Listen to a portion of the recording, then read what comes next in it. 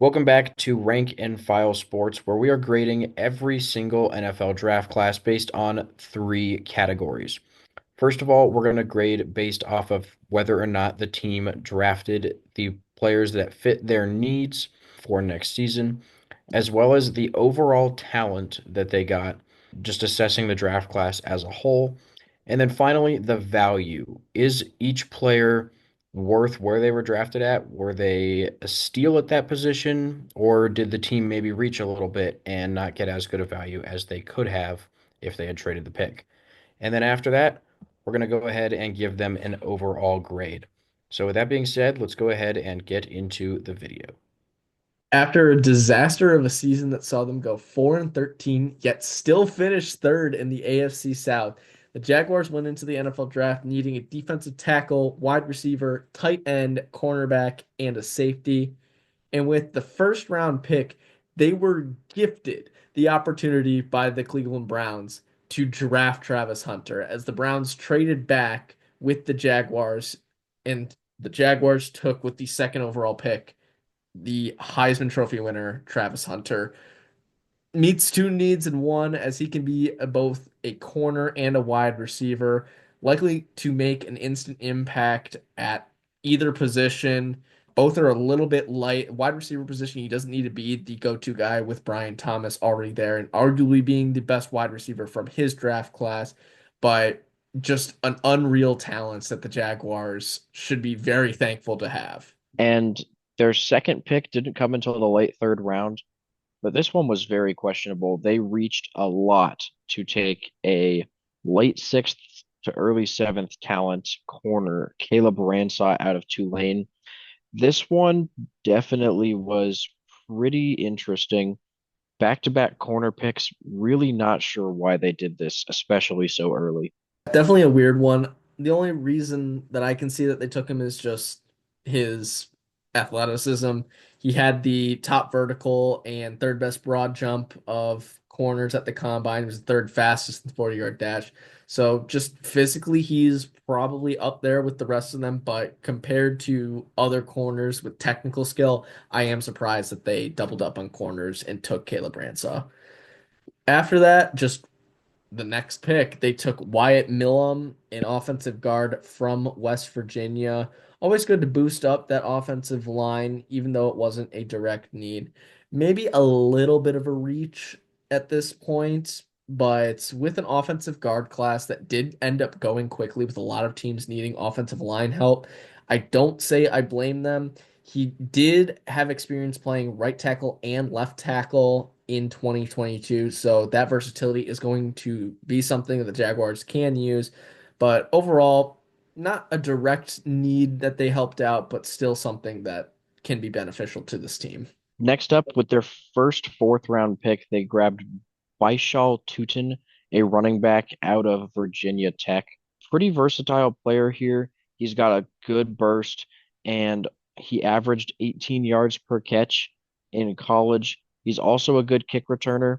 So just a really versatile player here. Probably going to see the field in a few different ways. Later, with the fifth pick in the fourth round, they took Jack Kaiser, a linebacker out of Notre Dame.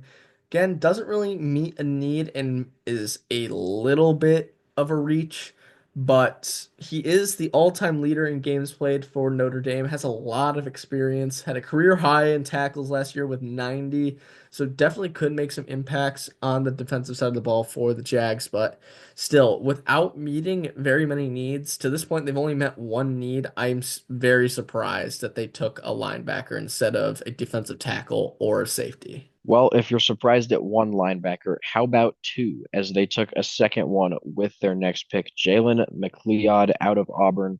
This one, a little bit of a reach, not terrible though. And overall, he's kind of undersized, says he's probably going to be an inside linebacker in the NFL, but mainly I think he's going to be a depth guy, at least at first for the Jaguars.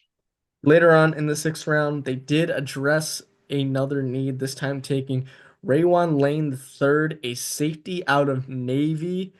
Don't really see too many Service Academy players getting drafted, but kudos to him. He's a four-year starter who finished his college career with 244 tackles and seven interceptions, along with 28 passes defended. Definitely could be very solid, but is definitely a reach considering the other safeties that were available. The one that just sticks out in my head is Katan Crawford, who was a safety out of Nevada, who wasn't taken until the seventh round. Definitely would have been a little bit of a better pick here, but does address a need, so I'm not going to blame them too much if they saw something they really liked in him. Yeah, next up, they grabbed with their first of two seventh round picks, Jonah Monheim, center out of USC.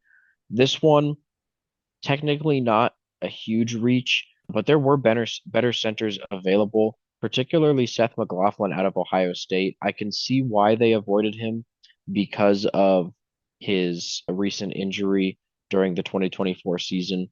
But I think McLaughlin is a significantly better center than Monheim. So probably going to pan out a little bit better if they took him.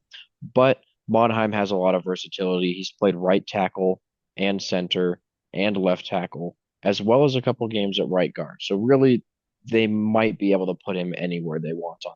And then with their final pick, they took LaQuint Allen, a running back out of Syracuse. Taking another running back, a little questionable, but he did line up in the slot a couple times for Syracuse. So definitely could be a receiving option for Trevor Lawrence and this Jaguars offense if they want him to be, as well as being a receiver out of the backfield. So interesting pick, but does in a way meet one of their needs. Overall, we're going to give them a C minus for addressing needs. Really, I mean, you got Travis Hunter to kind of address corner and wide receiver. Most likely, he's going to be a starting cornerback. I don't know if he'll make the wide receiver rotation. Probably at first, he'll get some playing time, but we'll see if he's good enough to actually play both ways in the NFL. And then they did get a safety, but it was very late. So that's really going to hurt their needs grade overall. So that's why it's only a C minus. Talent wise, it is a B plus. Travis Hunter does help that grade a lot. I like Wyatt Malum out of West Virginia. Overall, just a few pretty solid players in this class, but outside of Hunter, nothing super crazy. Value wise, though, it's going to be a D plus. Ransaw was a massive reach. Malum was a little bit of a reach, and pretty much everybody after that did turn out to be a reach for the Jaguars. So really a lot of questionable picks they probably could have waited to take. So overall, this is going to be a C draft class from the Jaguars. Obviously, you had the headline pick with Travis Hunter, but the rest of the draft class kind of left stuff to be desired. Not taking a defensive lineman or a tight end or any other weapons for Trevor Lawrence in this offense. So it'll be interesting to see how this plays out, especially with their safety pick, Raywan Lane the third. If he ends up panning out, then maybe this is a little bit more favorable, but should be an interesting draft class to see in the NFL next year. So thank you guys for watching. Please make sure to like and subscribe so you don't miss out on any of our videos, and we will see you in the next one.